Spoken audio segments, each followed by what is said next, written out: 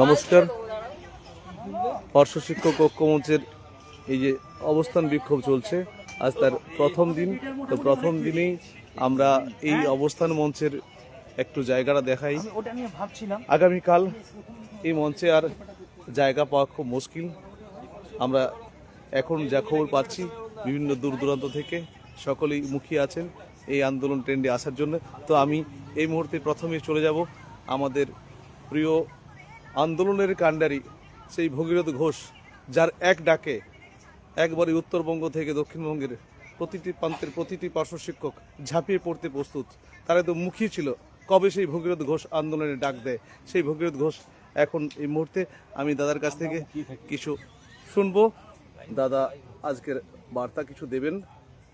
আজকে যে কর্মসূচি আমরা শুরু করলাম, পিএনবি মোড় থেকে বিকাশ ভবন পর্যন্ত র্যালি, এবং প্রায় সারাদিন গোটা বিকাশ ভবনকে যেমন আমরা অবরুদ্ধ করে রেখেছিলাম, পশ্চিমবঙ্গের বুকে আর একটা ঐতিহাসিক ঘটনা যেটা ঘটতেছে সেটা হচ্ছে আমাদের 5 জন প্রতিনিধিকে আমরা বিকাশ ভবনে পাঠিয়েছিলাম ডেপুটেশন দিতে। ওই 5 জন মিলে এ রাজ্যের যে সর্বোচ্চ আধিকারিক সমগ্র শিক্ষা মিশনের অর্থাৎ এসপিডি, তাকে টানা 5 ঘন্টা তার ঘরের মধ্যে ঘেরাও করে রেখেছিল 5 জন। এটা একটা অভূতপূর্ব ঘটনা। এই দম একমাত্র পার্শ্ব শিক্ষক ঐক্যমঞ্চই দেখাতে পেরেছে। আমি ওই 5 জনের কাছে কৃতজ্ঞ। তার মধ্যে একজন আমার পাশেই রয়েছেন, আমাদের অরুণ দা। আজকে যে আন্দোলনের শুভ সূচনা হলো, সেই আন্দোলনের শুভ সূচনার পিছনে সবচেয়ে বড় যদি গুরুত্ব কারুর থেকে থাকে সেটা হচ্ছে অরুণ দা। আর একজন হচ্ছে আমাদের মীনাক্ষী দিদিমণি, যাদের জন্য কিন্তু আজকের এই মঞ্চ তৈরি হয়েছে। এই আন্দোলনের পটভূমি আমরা তৈরি করতে পেরেছি। একটা সময় কিন্তু আমরা থেমে গিয়েছিলাম, বিভিন্ন আঘাত, বিভিন্ন কটু কথা সহ্য করতে করতে একসময় থেমেই গিয়েছিলাম আমরা। এদের 2 জনের ঘাড়ে ভর করে পার্শ্ব শিক্ষক ঐক্যমঞ্চ আবার নতুন করে ঘুরে দাঁড়িয়েছে। আজকে প্রায় 12,000 লোকের সমাবেশ আমরা করলাম। র্যালিতে 8-9 হাজার প্রায় ছিল।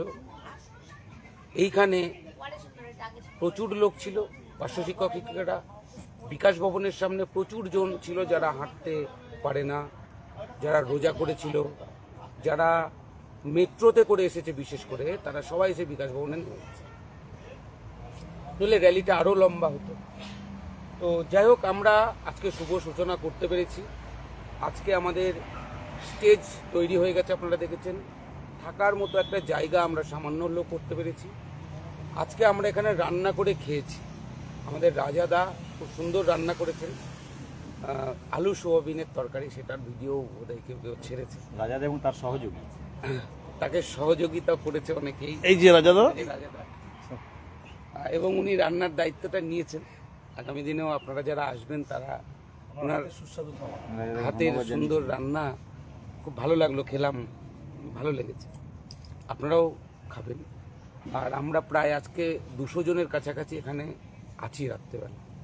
তো এখানে একটা সমস্যা হচ্ছে, আপনারা যারা আসবেন আগামীকাল অবশ্যই একটা করে মশারি নিয়ে আসবেন। আমি নিজেও নিয়ে আসিনি। এখানে একটাই মশারি দেখতে পাচ্ছেন, আর ওইদিকে 3টে না 2টো মশারি আছে। বাদবাকি আমরা মশার কামড় খাচ্ছি। আর কলকাতার মশা, সল্টলেকের মশা মানে মোটা মোটা মশা, চেহারা বানিয়ে স্ট্যান্ডার্ড মশা। তো তার একটা অত্যাচার চলছে। দিদিমণিরা আছে দেখছেন এক সাইডে, মাস্টারমশাইরা সবাই শুয়ে আছে। এরা রোজা করেছে যারা, তারা আজকে ইফতার করেছে। সকালবেলায় সেহরি খাবে, এখানেই খাবে। তো ইফতারের সম্পূর্ণ ব্যবস্থা আমরা খুব শর্ট টাইমের মধ্যে হলেও আমরা করতে পেরেছিলাম। অন্যদিকে পুলিশের সঙ্গে যেভাবে লড়াই করা দরকার আমরা সেটা করেছি। এসপিডিকে টানা 5 ঘন্টা আটকিয়ে রেখে তার সঙ্গে প্রতিশ্রুতি আদায় করেছি। আগামী সোমবার আমরা আবারও বিকাশ ভবন অভিযানের ডাক দিয়েছি, সেটা আমাদের ফেসবুক প্রোফাইলে আমরা পোস্ট করে দিয়েছি। আপনারা আগামীকাল সবাই আসুন, পরশুদিন সবাই আসুন, এখানে থাকুন। 2 তারিখে আবার এর চাইতে বড় র্যালি আমাদের করতে হবে, এটা মাথায় রাখবেন।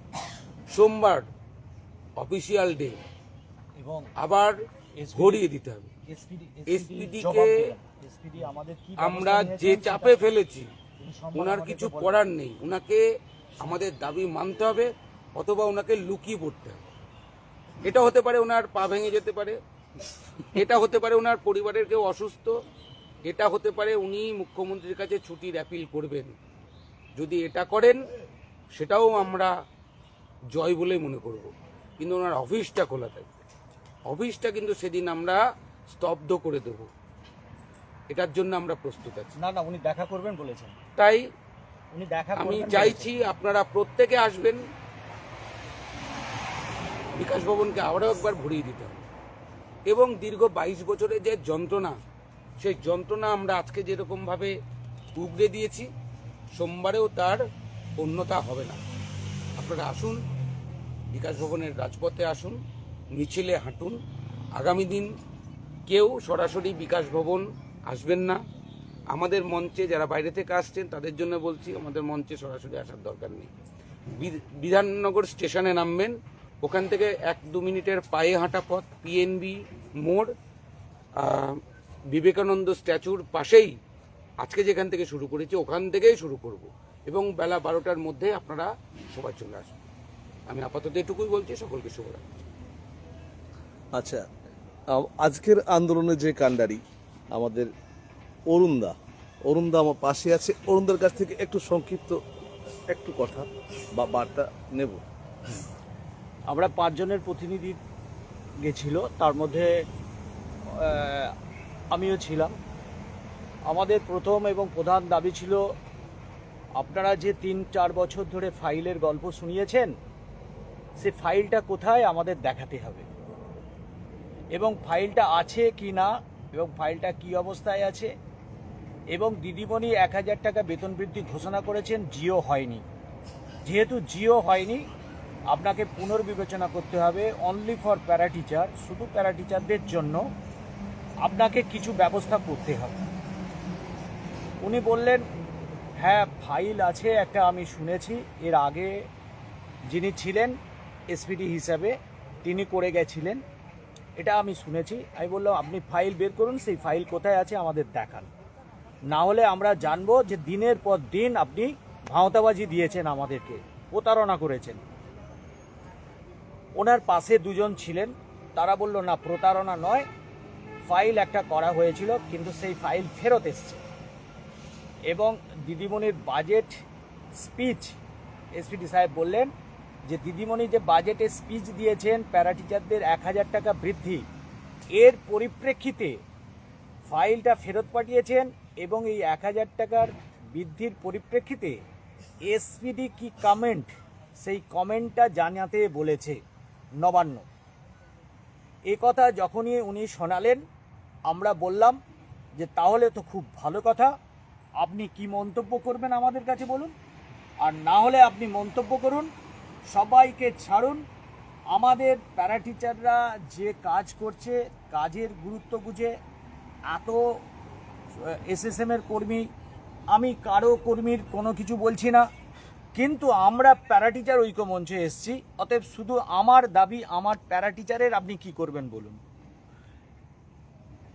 উনি শুনলেন এবং শোনার পর বললেন, আমাদের মধ্যে অনেক বাকবিতণ্ডা হয়েছে, তার মধ্যে আমি বলেছি যে একটা, আপনি মেন স্ট্রিমে প্যারা টিচারদের কাজ করাচ্ছেন কেন?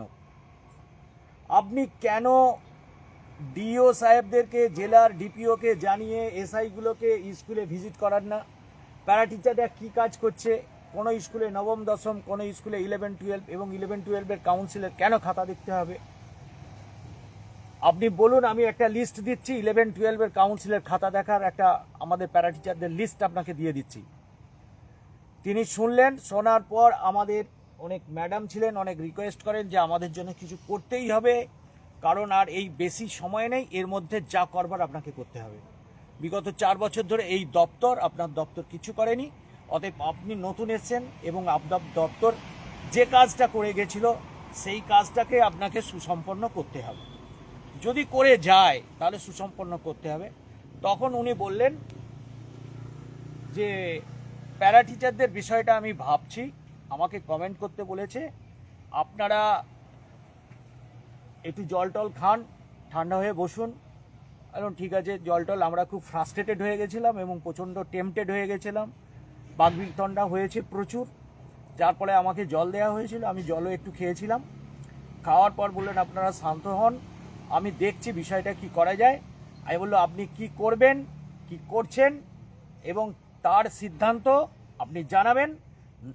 আর আমরা এই আপনার দুয়ারে অবস্থানে বসলাম, যতক্ষণ না পর্যন্ত আমাদের কাজের পজিটিভ কিছু পাচ্ছি আমরা কিন্তু এখান থেকে যাব না।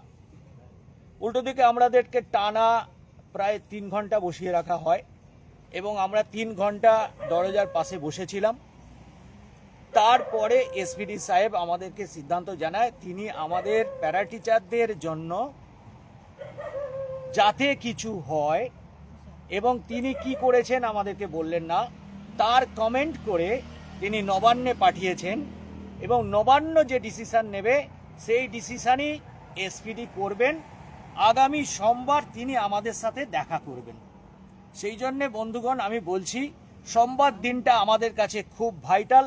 আমরা যদি চাপ বাড়াতে পারি তাহলে দিদিমণি নিশ্চয়ই প্যারা টিচারদের বিষয়টা নিশ্চয়ই চিন্তা ভাবনা করবেন এবং আমরা আমাদের দপ্তর এসপিডি তাকে দিয়েই আমাদের কাজটা হাসিল করে আমরা নিজেদের সন্তানদের কাছে ফিরে যাব।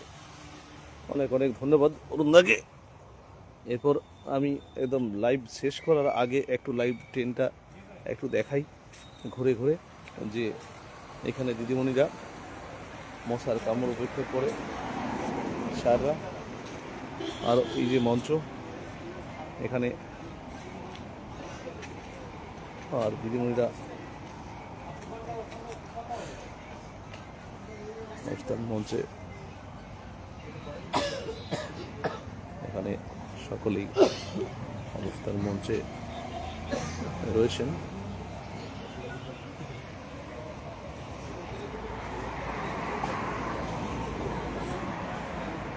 একটু নিয়ে গিয়ে দেখাই আপনাদেরকে।